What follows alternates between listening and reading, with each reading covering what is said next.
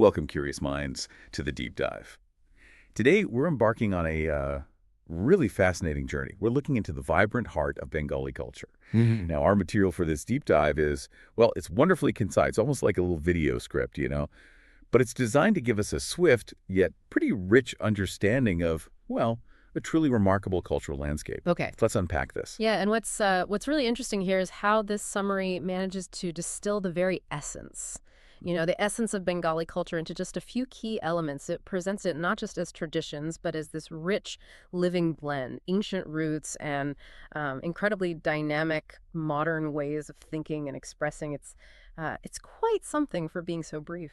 It really is that opening line in the source. It just grabs you, doesn't it? Yeah. Paints us this vivid picture of Bengal as a land of art, literature, music, and a heart that beats with tradition and creativity. Mm. What strikes me right away is that dynamism you mentioned. It's not just static tradition, but tradition feeding creativity. Precisely. And that dynamism, that's what makes the blend so rich.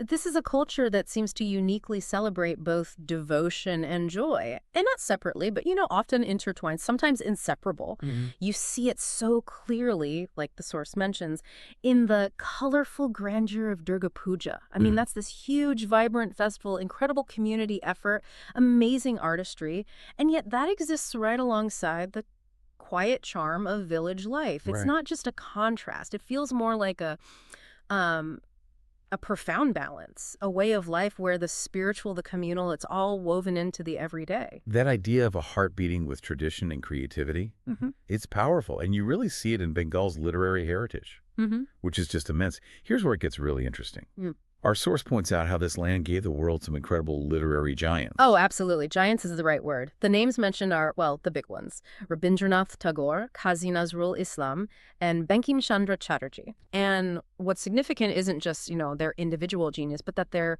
words continue to inspire generations, that lasting impact. Okay. Tagore, obviously, the first non-European Nobel laureate in literature. His poetry is profound. Then Nazrul, the rebel poet, challenging norms with these really fiery verses.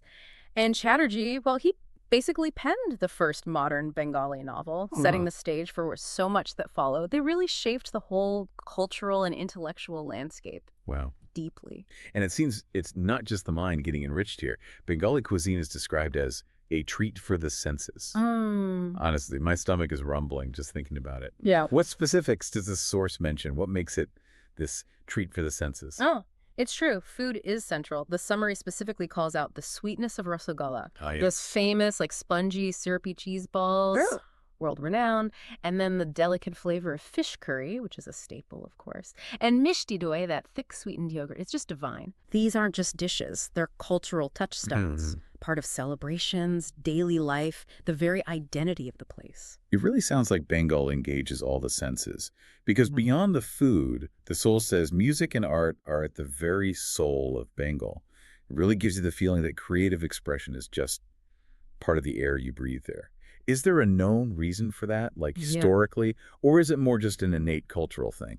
That's a great question. I mean, there's definitely a long history of artistic patronage, but I suspect it's more deeply rooted, like you said, maybe more of an innate cultural characteristic.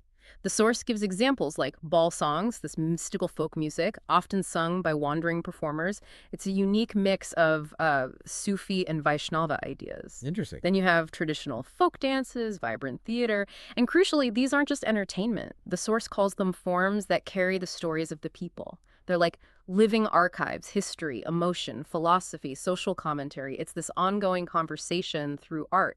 Okay, so if we pull all these threads together, the literature, the incredible food, the music, these huge festivals next to quiet village life, what does this all mean? How do we synthesize this?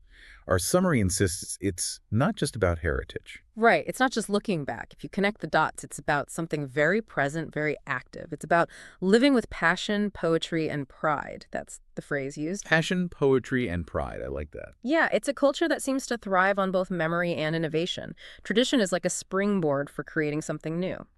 And to really capture that strong sense of collective identity, the source gives us this beautiful Bengali phrase, "I bamla amar tomar amar the sobar." Okay, and what does that mean? It translates to, my Bengal, your Bengal, our Bengal, which Yeah. just perfectly highlights that shared ownership, that feeling of belonging, and this enduring, very inclusive sense of community.